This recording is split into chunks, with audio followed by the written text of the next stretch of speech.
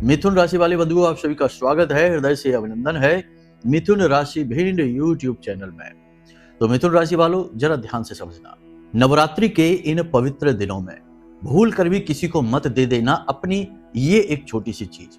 इस चीज को आप जैसे ही किसी और को दे देंगे, प्रयोग के लिए दे दिया या यूं ही दान में दे दिया, किसी भी प्रकार से दे दिया, तो आप ना केवल देवी की कृपा अपने जीवन में जो आ रही है उसे किसी और के जीवन में भेज देंगे, बल्कि अपनी कुंडली के सबसे महत्वपूर्ण भाव यानी द्वितीय भाव को भी नकारात्मक बना बैठेंगे। द्वितीय भाव को कुंडली की तिजोरी कहा जाता है, क्योंकि आप कहीं से भी धन कमा कर लाइए, आपका धन आपकी कुंडली के दूसरे भाव में दिखाई देता है।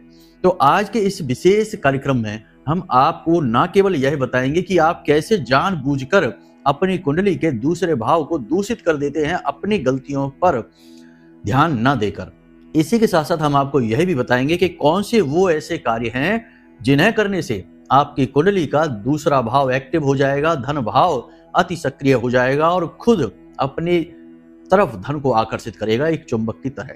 और जब द्वितीय भाव में धन आकर्षित होगा तो आपके घर में, क्योंकि वही आपका परिवार है, वही आपका घर है, तो आपके घर में धन लक्ष्मी का आगमन हो जाएगा। और जब धन लक्ष्मी घर में आएगी तो सबके चेहरे पर मुस्कुराहट होगी, आपके जीवन में खुशियां होंगी और आपके जीवन से दुख दूर हो जाएंगे। बंधुओं, याद रखना कि हमारे शास्त्रों में कहा गया है कि जीवन के 4 प्रमुख आधार हैं: अर्थ, धर्म, काम और मोक्ष। इसी के लिए इंसान इस धरती पर आता है। इसमें सबसे पहले अर्थ है, फिर धर्म है। पहले धन कमाइए, संसार में आए हैं तो संसार को सुचारू रूप से संचालित करने के लिए धन कमाइए, इसीलिए अर्थ पहले है। फिर धर्म को बीच में लाइए, यानी आपके द्वारा कमाया गया धन कहीं गलत कार्यों में प्रयोग ना हो जाए, आप ही उसे अपने मद में होकर गलत कार्यों में प्रयोग ना कर लें, इसलिए धर्म को भी अर्थ के साथ जोड़ा गया है। फिर कामनाएं, क्योंकि धन आते ही कामनाएं पूर्ति करने की ओर भागता है जीव, लेकिन बीच में धर्म यदि आ जाए तो धन और कामना के बीच में धर्म का संतुलन बन जाता है और फिर गलत रास्ते पर धन खर्च नहीं होता, यानी कि आत्मा पर नकारात्मक कर्मों के बंधन नहीं बंधते हैं। और उसके बाद होता है मोक्ष, यानी जीवन का आधार धन से ही शुरू होता है, क्योंकि यह संपूर्ण संसार धन से संचालित होता है। हो सकता है कि हमारी बातों से कुछ लोग सहमत ना हो, क्योंकि अल्प ज्ञानियों से बहस कौन करे। इसलिए अगर आप सहमत हैं तो अच्छी बात है, नहीं सहमत है तो कोई बात नहीं है। थोड़ा और जीवन के बारे में गहराई से विचार करिए, अपने जीवन की मूल समस्याओं के बारे में विचार करिए।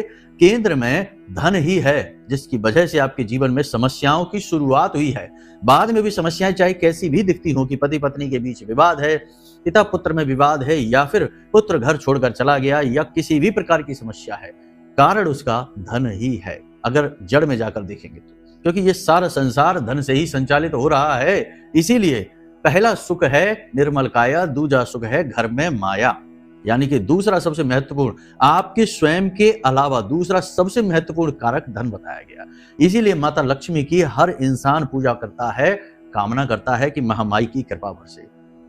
तो आज का यह कार्यक्रम विशेष तौर पर इसी पर आधारित है कि कौन सी है वह आपकी गलती जिसकी वजह से आपका धन भाव खराब हो जाता है, कैसे उस धन भाव को हम संतुलित करेंगे और उसकी पॉजिटिव एनर्जी का जीवन में प्रयोग करेंगे, ताकि माता लक्ष्मी का आपके जीवन में आगमन हो जाए। याद रखना कि धन भाव जो है इसका स्वामी जो है वह शुक्र है और कारक गुरु है, यानी ज्ञान भी है। और शुक्र यानी माता लक्ष्मी तभी आएंगी जब आपको ज्ञान होगा, और ज्ञान जीवन का आधार है। समस्या यह है कि ज्ञान के बीच में अल्पमति हमेशा आ जाती है और कुतर्क आ जाते हैं और ज्ञान को अवरुद्ध कर देते हैं। इसी वजह से बहुत सारे लोग जो बहुत कुछ जान सकते थे या जानते हैं, लेकिन अपने झूठे दंभ और अभिमान की वजह से, अल्पमति की और कुतर्कों की वजह से उसी ज्ञान का प्रयोग नहीं कर पाते और मूर्खों की तरह जीवन भर कष्ट भोगते रहते हैं और अंत में यही कहते रहते हैं कि सब कुछ बेकार है, दुनिया खराब है, ये तो नर्क है, यहाँ तो दुख भोगने के लिए पैदा होते हैं। तो ये सब बातों के चक्कर में ना पड़ना, जो आज हम आपको बताने जा रहे हैं। इस ज्ञान को यदि आपने प्रयोग कर लिया तो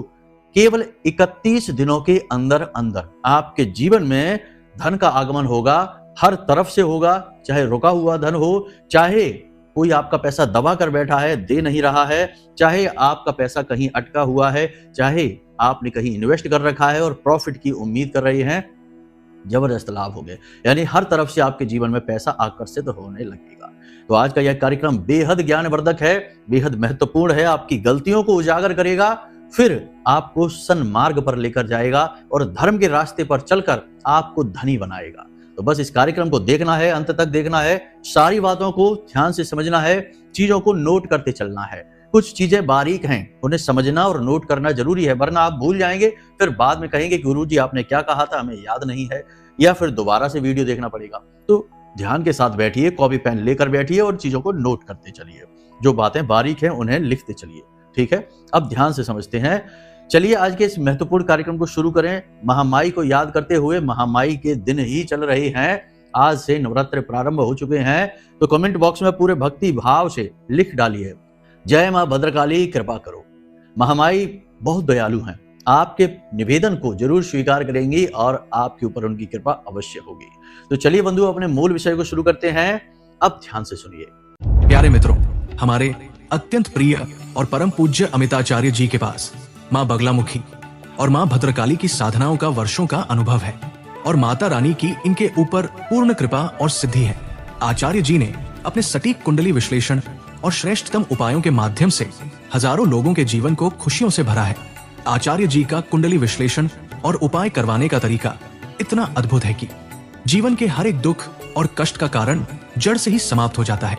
फिर समस्या चाहे जैसी भी हो, कर्जा बहुत बढ़ गया हो, व्यापार चल नहीं रहा हो, बीमारियों में आप बर्बाद हो चुके हो, रिश्तों में प्रेम समाप्त हो चुका हो, या फिर नौकरी ही ना मिल रही हो, विवाह में देरी होती हो, कैसी भी समस्या हो, इन समस्याओं का कारण क्या है, कौन सी महादशा परेशान कर रही है, कौन सा दोष लगा हुआ है, सब कुछ आचार्य जी इतना सटीक बताते हैं कि वर्षों वर्ष के दुख कुछ ही दिनों में समाप्त हो जाते हैं।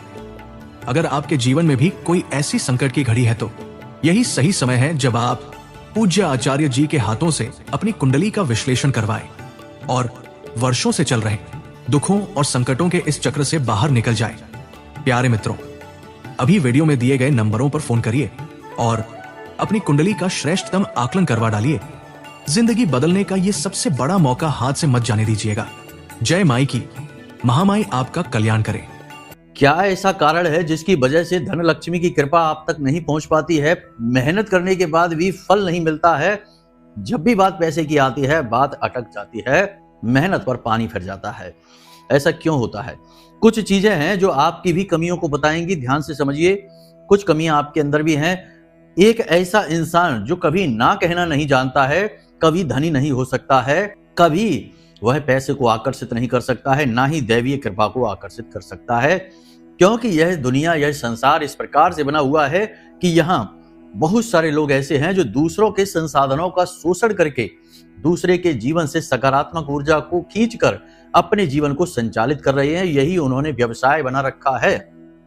आप यदि इंसानियत दिखाएंगे, रिश्ते नातों का लिहाज जरूरत से ज्यादा करेंगे, तो आप हमेशा दूसरों की ही सेवा में लगे रहेंगे।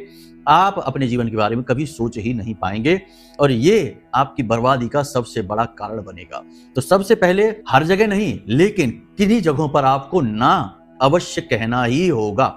आप समझ जाइए कि यह व्यक्ति कैसा है, क्या काम आपसे करवाना चाहता है, कैसी इसकी उम्मीदें हैं। यदि जरा भी मिलावट दिखाई दे, दोष दिखाई दे, उससे पल्ला झाड़ लीजिए, ना कह दीजिए। कोई जरूरत नहीं है, बिल्कुल डरने की जरूरत नहीं है। ऐसे लोग आपसे कभी रिश्ता नहीं तोड़ेंगे, वे हमेशा आपसे चिपक कर रहेंगे, क्योंकि आज नहीं तो कल आप उनके काम आ ही जाएंगे। लेकिन आपको ना कहना तो सीखना ही पड़ेगा। यह सबसे बड़ा दोष होता है, सबसे बड़ी समस्या होती है। अब छोटी सी बातें और हैं जिन्हें ध्यान से समझिए।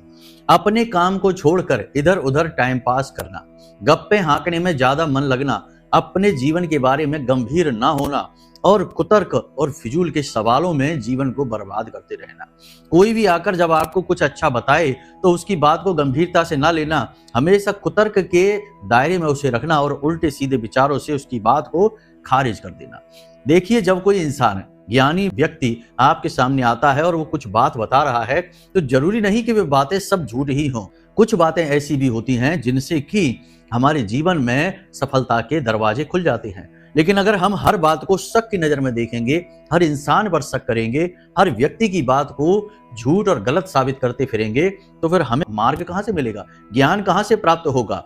भगवान तो स्वयं प्रकट होंगे नहीं हमारे सामने, तो किसी न किसी व्यक्ति के माध्यम से जो बातें आपके जीवन में आ रही हैं उन्हें गंभीरता से लीजिए, हर बात को समझिए, जो ठीक लगे उसे प्रयोग करिए, जो ठीक ना लगे उसे छोड़ दीजिए, लेकिन कम से कम एक सही तर्क संगत बातों का आकलन तो करिए। अगर ये आदत आपने बना रखी है कि हर बात झूठ है, सब बकवास है, लोग तो ऐसी ही बातें करते रहते हैं, हम तो अपनी मर्जी के मालिक हैं, अपने ही मन से सब कुछ करेंगे, तो ये विचारधारा बर्बादी की ओर लेकर जाती है। अपने आप को सब कुछ समझना, दूसरों को कोई अहमियत ही ना देना, ये आदत भी खराब होती है। यदि ये आदत है आपके अंदर, इसे तुरंत निकाल फेंकिए। अब तीसरा दोष जो आपके अंदर है, जो धन लक्ष्मी के आगमन को आपके जीवन में रोकता है, वह है भावनात्मक होकर निर्णय लेना। भावनाओं को बीच में रखना अच्छी बात है भाई, आप सबसे प्रेम करते हैं, सबके बारे में सोचते हैं, अच्छी बात है, लेकिन लोग आपके बारे में क्या सोचते हैं यह भी मायने रखता है। हर व्यक्ति आपका अपना सगल नहीं है, आपका अपना प्रेमी नहीं है। आपके आसपास जितने भी लोग हैं उन्हीं में आपके बहुत बड़े विरोधी, शत्रु भी छुपे हुए हैं, और कुछ तो इस हद तक आपसे नफरत करते हैं कि आपके ऊपर क्रियाएं भी करा देते हैं, आपके रास्ते में जानबूझकर रुकावटें उत्पन्न करते हैं, रोड़े अटकाते हैं, लेकिन ऊपर ऊपर से वे आपके हमदर्द बनने की दिखावा करते हैं, कोशिश करते हैं। अब ऐसे व्यक्तियों के चक्कर में यदि आप भावुक होकर निर्णय लेंगे तो आपकी तो बर्बादी तय है। इसलिए जब भी जीवन के बारे में कोई महत्वपूर्ण निर्णय लेना है तो भावनाओं को उठाकर एक तरफ रख दीजिए और बिल्कुल व्यवहारिक, तर्क संगत और प्रैक्टिकल डिसीजन लीजिए, निर्णय लीजिए। उसी से आपको तरक्की मिलेगी, आप एक कदम आगे बढ़ेंगे। हमेशा याद रखना कि आज का जो समय है यह भावना प्रधान नहीं है, यह प्रैक्टिकल टाइम चल रहा है, व्यवहारिक समय है। इस समय में भावनाओं को बीच में लाकर निर्णय लोगे, हमेशा पछताओगे। बातें सत्य हैं, थोड़ी कड़वी हैं, हो सकता है किसी को अच्छी लगे, किसी को ना लगे, तो भावनाओं को बीच में कभी नहीं लाना है। महत्वपूर्ण निर्णय जीवन के पूर्ण व्यवहारिकता के साथ लेना है, किसी की भी भावनाओं की कदर नहीं करनी है। ये बात बहुत कठोर है, स्वीकार करने में नहीं आती, लेकिन यही सत्य है। जी हाँ, बहुत सारे उदाहरणों से हम अपनी बातों को समझा भी सकते हैं, बता भी सकते हैं, परंतु कार्यक्रम इस चक्कर में बहुत लंबा हो जाएगा। तो ये सारी चीजों को आप समझते चलिए, समझदार को इशारा ही काफी होता है, बाकी तो फिर विनाशकाली विपरीत बुद्धि है ही। तो यहां तक आपने समझ लिया कि क्या दोष होते हैं। अब चीजों को लेन देन करना, अदला बदली करना, अपनी चीज किसी और को दे देना, किसी की चीज खुद प्रयोग करना, ये आदत यदि आपके अंदर है तो आप पूरी तरह से बर्बाद रहेंगे। कभी जिंदगी में एक कदम भी तरक्की नहीं कर पाएंगे। अगर एक कदम आगे बढ़ेंगे तो 10 कदम पीछे खींच लिए जाएंगे। क्योंकि याद रखना कि जो चीजों की अदला बदली में विश्वास रखते हैं, दूसरों की चीजें प्रयोग करते हैं, चाहे वाहन हो, घड़ी हो, मोबाइल हो, कपड़े हो, कुछ भी, तो समझिए कि वह इंसान दूसरे के ग्रहों को, नकारात्मक ऊर्जाओं को अपनी ओर आकर्षित कर रहा है। यह बहुत ही गलत आदत होती है, इसे निकाल दीजिए। 3-4 चीजें ऐसी हैं जिन्हें कभी भी किसी को भी अपनी प्रयोग करने के लिए नहीं देनी चाहिए। जैसे कि घड़ी, अपनी घड़ी कभी किसी को नहीं देना है, अपना मोबाइल कभी किसी को नहीं देना है, अपने वस्त्र जो पहनते हैं, जूते चप्पल जो पहनते हैं, किसी को भी प्रयोग के लिए नहीं देने हैं।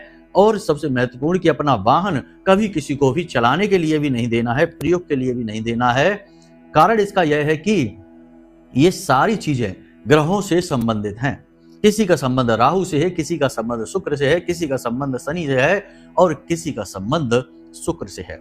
अब ये सारी जो ग्रह हैं इतने शक्तिशाली हैं कि ये इंसान के जीवन को पूरी तरह से बदलने का दम रखते हैं।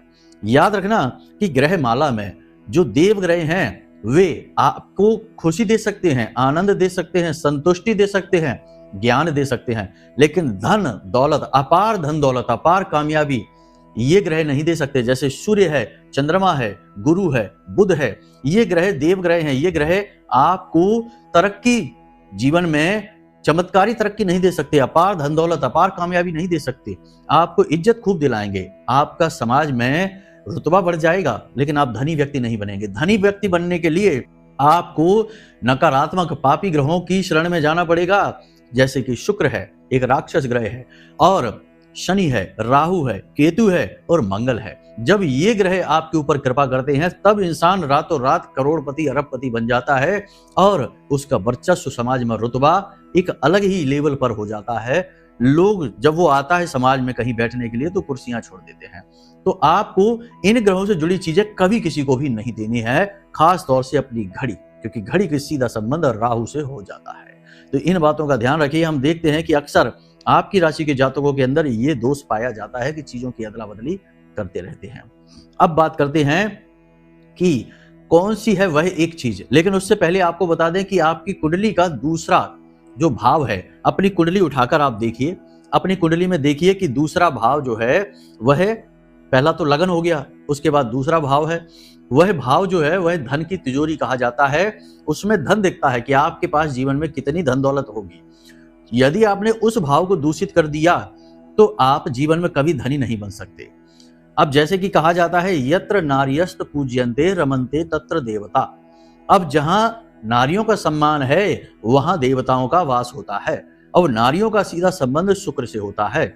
और आपकी कुंडली का दूसरा भाव जो है, उसका भाव का स्वामी जो है वही शुक्र ही है, कारक ग्रह गुरु है। अब गुरु क्या है? ज्ञान है और आपसी पारिवारिक मेल है, खास तौर से पति पत्नी के बीच आपसी प्रेम को दिखाता है। और शुक्र एक स्त्री तत्व को दिखाता है, दाम्पत्य सुख को दिखाता है। जो भी व्यक्ति स्त्रियों का अपमान करता है, खास तौर से अपने ही घर की स्त्रियों का, अपनी बहन, अपनी माँ और खास तौर से अपनी पत्नी का अपमान दिखाता है, करता है, उसे नीचा दिखाता है, समय समय पर उसकी बेइज्जती कर देता है, उसके ऊपर माता लक्ष्मी की कृपा कभी नहीं होती है, उसका दूसरा भाव हमेशा दूषित रहता है। वह फिर चाहे कितनी ही मेहनत करे, कितना ही धन कमाए, उसके जीवन में पैसा एकत्रित नहीं हो सकता। उसकी तिजोरी खाली रहेगी, जेबें खाली रहेंगी, बैंक बैलेंस खाली रहेंगे, चाहे वह लाखों रुपए, करोड़ों रुपए क्यों ना कमाए। बहुत सारे ऐसे लोगों की कुंडली हमारे पास आती है जो कहते हैं कि गुरुजी बहुत पैसा कमाते हैं, लेकिन पैसा रुकता ही नहीं, पैसा दिखाई देता ही नहीं, बस एक तरफ से आया दूसरी तरफ से चला गया। तो ये क्या दिक्कत है? तो यही समस्या है कि आपकी तिजोरी खुली हुई है और तिजोरी में कुछ भी बनेगा कैसे? खुली तिजोरी तो कोई भी लूट ले जाएगा। तो ऐसी स्थिति आपके पास बनेगी ही। याद रखना कि पुरुषों के अंदर यह भाव रहता है कि वे धन कमाकर लाते हैं तो वे सबसे ऊपर हैं, और स्त्रियां जो घर का संचालन कर रही हैं उन्हें दूसरे दर्जे पर रखा जाता है। लेकिन हमारा जो हिंदू धर्म है वह स्त्रियों को प्रथम दर्जे पर रखता है। उन्हें घर की लक्ष्मी कहा जाता है क्योंकि वे शुक्र हैं। घर की लक्ष्मी इसीलिए कहा जाता है कि स्त्रियों के बिना घर दूषित हो जाता है। किसी घर में यदि कोई स्त्री नहीं रहती, केवल पुरुष ही पुरुष रहते हैं, तो उस घर के 2 कदम अंदर, यानी घर में 2 कदम अंदर रखते ही कोई भी समझ जाएगा कि इस घर में स्त्री नहीं है, क्योंकि उस घर में से दुर्गंध आएगी, उस घर में अव्यवस्थाएं दिखेंगी, उस घर में नकारात्मकता दिखेगी। तो जो घर की सकारात्मकता है, पॉजिटिव एनर्जी है, वह स्त्रियों की वजह से है। तो आप जो भी कमा कर लाते हैं, आप श्रेष्ठ नहीं है। जितने श्रेष्ठ आप हैं उतने ही श्रेष्ठ आपकी स्त्री है, आपकी पत्नी है, या कोई भी आपकी माँ है, बहन है, कोई भी। सबसे ज्यादा महत्वपूर्ण तो पत्नी को ही माना जाएगा, क्योंकि 7 जन्मों का बंधन होता है और यहीं पर मान अपमान की घटना अधिक देखने को मिलती है। तो पहला अपने मन में ये याद रखिए, धर्म बनाइए अपना, मन में विचार रखिए अपने कि अपनी स्त्री का, अपनी पत्नी का भूल कर भी अपमान नहीं करेंगे। यदि अपमान हो भी गया भूल से, किसी बात की वजह से, परिस्थिति बस, तो बाद में क्षमा याचना जरूर करेंगे। याद रखना कि वह अपने आप में एक स्वतंत्र जीव है, वह आपके रिश्ते से जरूर बंधी है, लेकिन आपकी गुलाम नहीं है, तो उससे क्षमा याचना जरूर करनी है। यदि आप इस भाव को उत्पन्न करेंगे, आपके जीवन में पैसा रुकना शुरू हो जाएगा, आपका द्वितीय भाव जो है वह सक्रिय होना शुरू हो जाएगा। इसी के साथ साथ अब छोटी छोटी बातें हैं, इन्हें ध्यान से समझिए, इससे आपका दूसरा भाव पॉजिटिव एनर्जी से भर जाएगा। क्या करना है? दूसरे भाव यानी शुक्र, यानी कि आपकी पत्नी या आपके घर में कोई भी स्त्री है, मान लो आपका विवाह नहीं हुआ है, तो आपकी माँ, आपकी बहन, कोई भी स्त्री, शुक्र जो है वह स्त्री ग्रह कहा जाता है, तो कोई भी स्त्री। अब आपको क्या करना है कि गुरुवार के दिन, क्योंकि इसका कारक ग्रह गुरु है, तो गुरुवार के दिन स्त्री को जो है कुछ भी पीले रंग की मिठाई लाकर दीजिए खाने के लिए। कुछ भी पीले रंग का गिफ्ट दे दीजिए, उपहार दे दीजिए, पीले रंग की कोई साड़ी, कोई वस्त्र, कुछ नहीं तो एक छोटा सा रूमाल, एक दुपट्टा, या फिर कुछ भी मीठे रंग की कोई मिठाई लाकर उन्हें दे दीजिए खाने के लिए। जैसे ही वो खाएंगी या वस्त्र पहनेगी, चेहरे पर मुस्कुराहट आएगी, आपका दूसरा भाव मजबूत हो जाएगा। ये प्रयोग बहुत छोटा सा है, लेकिन इस प्रयोग का फल बहुत बड़ा है, रिजल्ट बहुत बड़ा है। आप इस प्रयोग को करके देखना, गुरुवार के गुरुवार इस प्रयोग को करना है और आप चमत्कार देखेंगे। इसीलिए गुरुवार की पूजा पति पत्नी को एक साथ करनी चाहिए। गुरुवार की पूजा का बहुत बड़ा महत्व है। हर प्रकार का धन धान्य, सुख संपत्ति और संतान सुख भर जाता है जो पति पत्नी एक साथ बैठकर गुरुवार की पूजा करते हैं। इसे गुरुवारी पूजा कहा जाता है। केले की जड़ का पूजन करते हैं। तो समझिए कि यहां से दूसरे भाव को मजबूत करने की बात कही जा रही है। तभी तो गुरुवार की पूजा का महत्व है, स्त्री के साथ, अकेले नहीं। क्योंकि स्त्री को साथ लेंगे तभी तो शुक्र साथ में आएगा गुरु के। तो फिर ये समझिए छोटी सी बात है, तो इस प्रयोग को आप करके देखिए।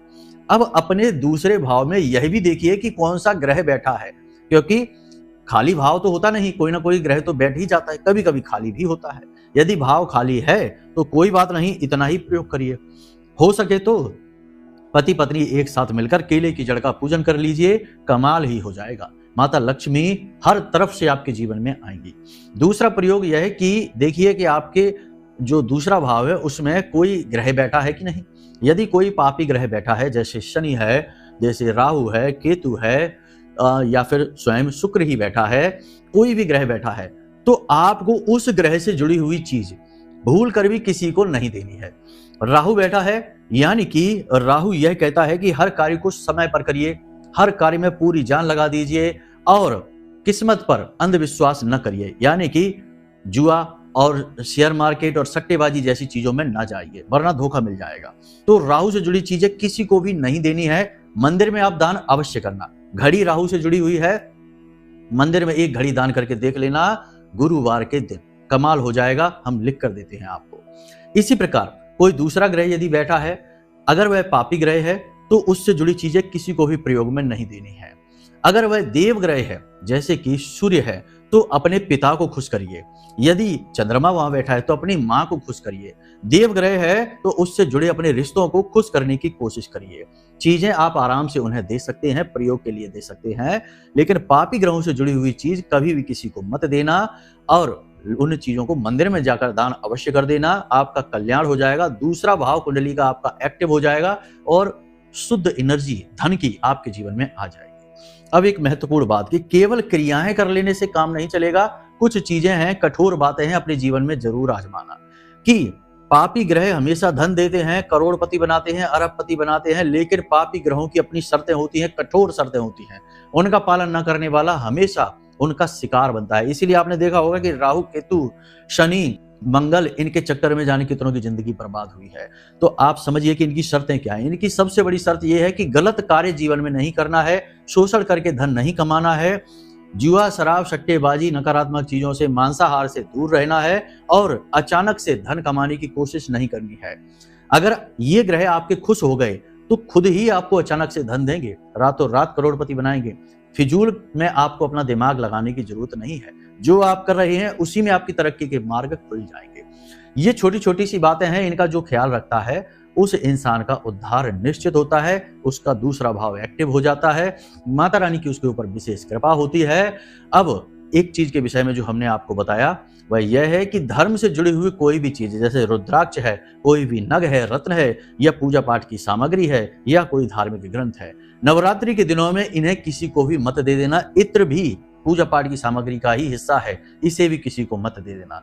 कोई भी पूजा पाठ की सामग्री नवरात्रि के दिनों में किसी को भी यूं ही प्रयोग के लिए या यूं ही किसी भी कारणवश उपहार में, गिफ्ट में मत दे देना, वरना आप बर्बाद हो जाएंगे। क्योंकि नवरात्रि में दैवी शक्तियों का जागरण होता है और इन शक्तियों का आपके लिए जागरण हो रहा है। यदि ये शक्तियां आपके जीवन में आना चाह रही हैं और आप इनसे जुड़ी हुई चीजों को, यानी धर्म से जुड़ी हुई चीजों को, पूजा पाठ से जुड़ी हुई चीजों को किसी और को दे देते हैं, तो आप अपने जीवन की बरकत है, उन्नति है, वह किसी और के जीवन में भेज देते हैं। तो इन चीजों का दान या यूं ही उपयोग में, प्रयोग में किसी को मत दे देना, वरना आप बर्बाद हो जाएंगे। तो बस बंधुओं, इन बातों को ध्यान में रखिए। और नवरात्रि है तो नवरात्रि में पूजा पाठ, ध्यान अवश्य करिए। हो सके तो माता रानी के नाम से एक अखंड ज्योति अपने जीवन में, अपने घर में, पूजा घर में अवश्य जलाइए और उस पर पूरा ध्यान दीजिए कि वह खंडित ना हो। नवरात्रि समाप्त होते होते आपके जीवन में माई की कृपा आएगी और आपकी हर मनोकामना पूरी होगी, यदि आप इस क्रिया को कर लेते हैं, इन बातों को मान लेते हैं। बस इतने में ही आपका काम हो जाएगा, ज्यादा कुछ करने की जरूरत नहीं है।